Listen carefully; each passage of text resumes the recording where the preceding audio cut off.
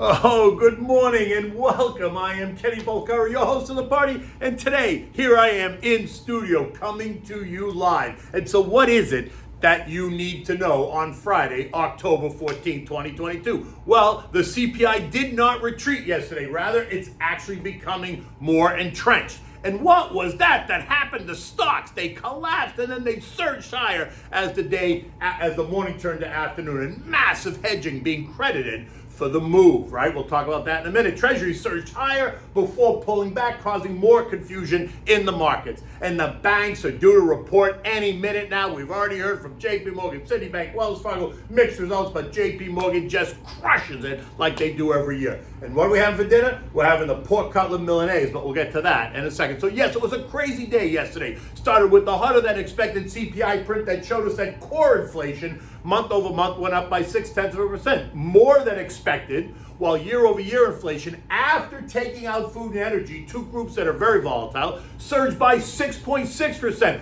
also more than expected and more than last month. And all that does is confirm that inflation is now becoming entrenched, right? And for those of you who need the definition of what entrenched means, it means firmly established, difficult, and unlikely to change. It is ingrained. Okay. So now that we get that cleared up, I think we can all agree that this is going to be an issue, no? So when the news hit the tape yesterday morning at 8:30, the algos went haywire, running for the exits as wave after wave of sell orders slammed the markets. Dow futures, which had been up 200 points in the pre-market, turned significantly lower. And by significantly, I mean significantly. When the bell rang, the Dow dropped by 550 points, a 700-point swing from the pre-market to the opening, before finding a bottom at 28,660. The S&P went from plus 40 to minus 85, a 125-point swing, making a new 2022 low. The NASDAQ went from plus 100 to minus 329. The Russell went from plus 14 to minus 46, and the transports went from plus 80 to minus 447, leaving all the indexes down more than 2+% in the minutes after the opening. In what felt like just maybe the flush was upon us, the moment of capitulation. All of the indexes were now trading back at levels not seen since the summer and fall of 2020. But after churning at the lows for about 12 minutes, it became clear that this was not going to be the day of capitulation. At about 9:45, the plunge police were summoned, and as quickly as stocks fell, they began to rise. And before you know it, stocks went positive and then continued to move higher as the minutes passed.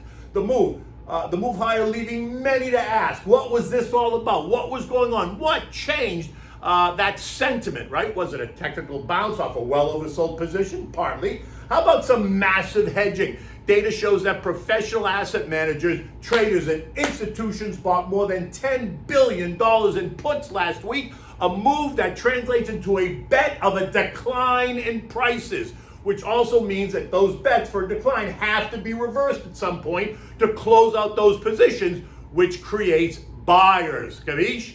Yesterday, those bets paid off. They paid off handsomely when the CPI print hit the tape, revealing continued upward pressure on prices. Equity futures started to sell off, causing puts to soar in value. So those same institutions sold their puts to lock in the gains, causing the market makers to unwind their short positions, creating a massive buy wave. And then that wave caused new money to jump in on the bandwagon for fear of missing out, fueling an even more dramatic move higher, which is why we didn't see a spike in the VIX index, right, which is the fear index. Yesterday morning wasn't about fear, right? It was all very calculated.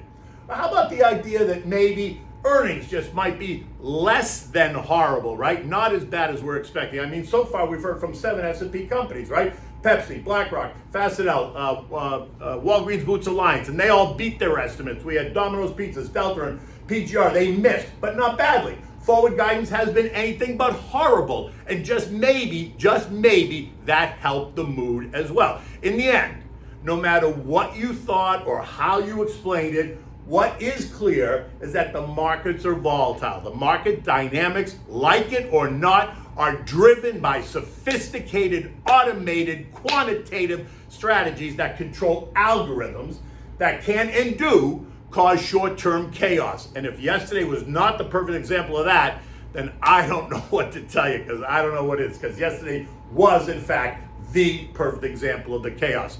You can also feel lots of the anxiety, by the way, in the cross currents that are hitting us from every angle. A slowdown in earning, rising bond yields, inverted yield curve, central banks hell-bent on destroying inflation that they, in fact, helped to create, while they also try to maintain some sort of financial stability. A contentious midterm election here in the United States, a war in Eastern Europe, an energy crisis across Western Europe, and an oil cartel that told Joey to shove it. And then we got everyone opining on what the market is doing and where it's going to go, causing day traders to have a field day, while long-term investors got a headache. But remember what I keep saying. The short-term chaos, while uncomfortable, does create long-term value for those that can see through the mess and are able to stick to the plan. By the end of the day, the moves were stunning, really, right? The index is swinging 5+%, even 7% from the low to the high. The Dow gaining 827 points at 2.8%. The S&P up 93 or 2.6%. The Nasdaq rose 232 points at 2.2%. The Russell gained 41 points at 2.4%. The transports added 125 or just over 1%. On the earnings front, we heard from Delta up 4%, BlackRock up 6.6%, Walgreens Boots Alliance up 5.3%, Fastenal up 2.4%, PGR up 0.8%, and Domino's Pizzas up 10%. And while Delta, Domino's, and PGR missed, it didn't seem to be an issue. None of that made any difference at all yesterday. They all closed higher. And when stocks started to run, they all ran. Every sector in the broad S&P ended up. Financials outperforming, the XLF up 4.1%, ahead of today's bank earnings, right? We're going to hear from, and we've already heard from, JP Morgan, Citi, USB, Morgan Stanley, Wells Fargo, right? They all came out before 8 o'clock. Energy, XLE was second place, rising 4%. Tech, XLK up 3.1%. Basic materials up 2.9%. Utilities up 2.5%. Communications up 2.5%, healthcare up 2.3%, industrials up 2.2%, real estate up 1.8%, consumer staples up 1.6%, and consumer discretionary adding 1.1%. The semis, right, the SOX ETF, which had gotten crushed, gained 3%. But NVIDIA, one of the big names in that group, rose by 4%. Intel up 4%. AMAT, which just warned of a disappointing third and fourth quarter, also gained 4.5%. The value trade SPYV gaining 2.8, the growth trade SPYG gaining 2.4. Interestingly enough, the Cathie Woods trade, the disruptive technology ARC, lost 0.2%. That's right, it fell yesterday. So think of the names in that ETF: Tesla, Roku, Coinbase, Zoom, and Beam, to name just a few. Names that you may not want to be in if the recession hits, right? I'm telling you that the action in those names is telling you that the recession has already hit. But Press Secretary KJP continues to tell us that we don't understand and try to convince us that we don't understand. Whatever. Cybersecurity and artificial intelligence both gained 1.6% respectively. Home builders only gained 0.2%. And that makes sense since 30-year mortgages are now solidly in the 7% range. Airlines, jets gained 2.2%. Metals and miners up 1.7%, all while the VIXI, the fear index, right, the fear ETF, fell by 3%. As you might have expected, the strong CPI report sent Treasury yields surging, right? The 2-year hitting 4.5%, the 5-year hitting 4.3%, the 10-year hitting just over 4%. 30-year mortgage rates for conforming loans with a greater than 740 credit score pierced 7%. And if you had less than 740 credit score, you're going to be paying closer to 8%. Watch what happens to the housing data and prices in the housing industry now as mortgage rates continue to tick higher. U.S. futures continue to ride up overnight. This morning, though, they were low before the opening, right? Dow futures were down 50, S&P's down 10, the Nasdaq down 50, the Russell was down 1, but they're fluctuating, right? It's very fluid. Yesterday's CPI data surely keeps the heat on the Fed, and the sharp rally, while welcomed by so many, was not the signal that everyone was looking for.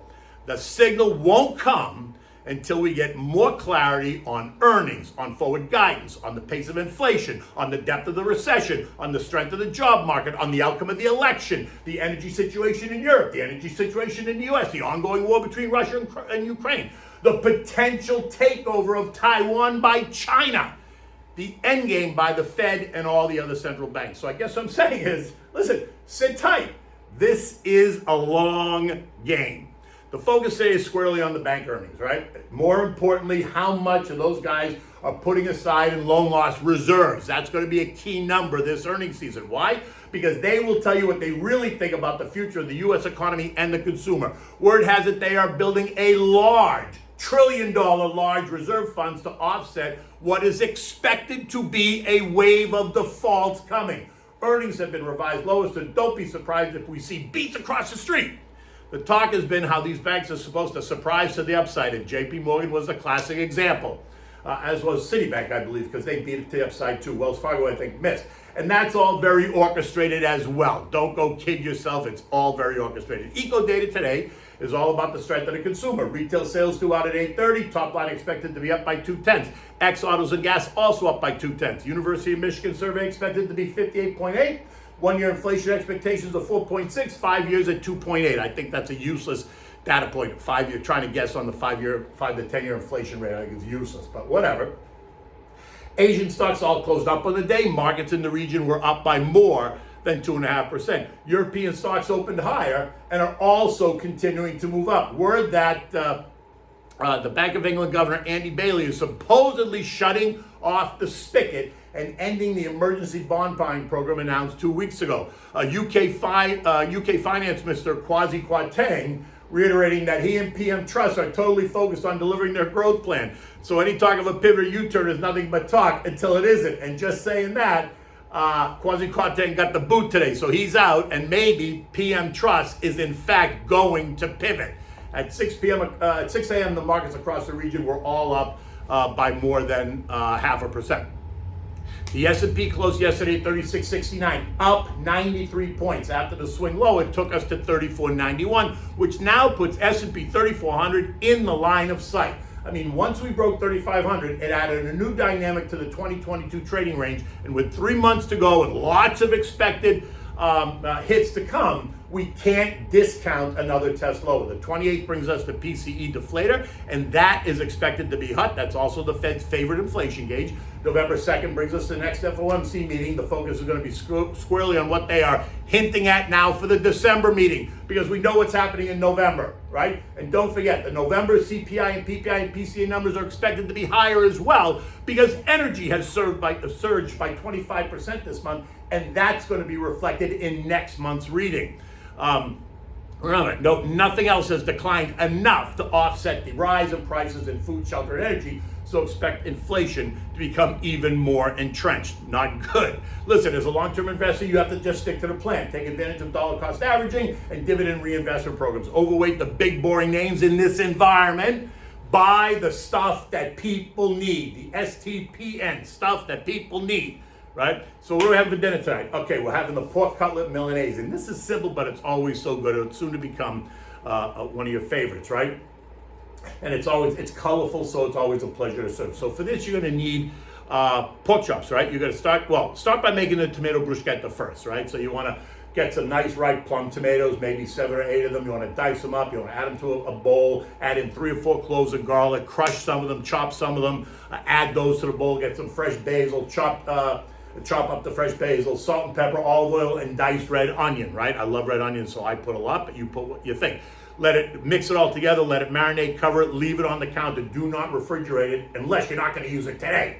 But if you're going to use it today, when you make the pork cutlets, just leave it on the counter.